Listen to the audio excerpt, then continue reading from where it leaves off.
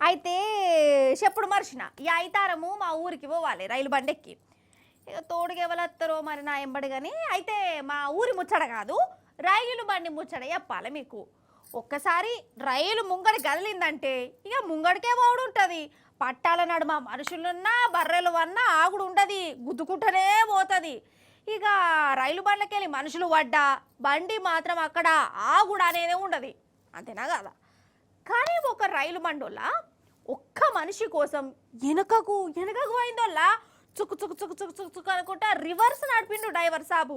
అరే అవంటే అర్థం కాలేదా? మరి గట్లెందుకు పోయింది, ఇంతకు ఎవలా మనిషి, ఏంది కథ?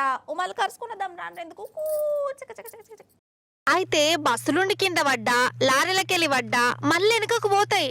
కానీ బస్సు కాదు, కారు కాదు, డైరెక్ట్ రైలు బండే మనిషి కోసం రివర్స్ లో పోయిందోలా. అయితే గుంటూరులో ఉండే హరిబాబు అనేటైనా కొండవీడు ఎక్స్ప్రెస్ రైలు బండి ఎక్కిండు.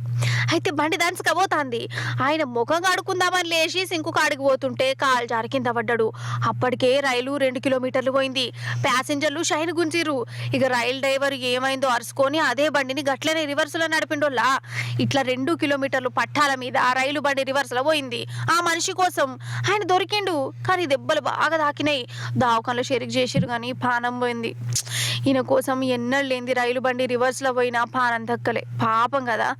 కానీ ఏ మాట కా మాటేనొల్లా రైలు బండ్లు అంటే ఒకటే ముఖాన దంచకపోతాయి. బండికి మనుషులు జీవాలు అన్న ఫరక్ లేదు. అసంటిది మనిషి పాలన నిలబెట్టేది అందుకు బండే రివర్స్ లో పోయిందంటే డ్రైవర్ను మెచ్చుకోవాల్సిందే కదా.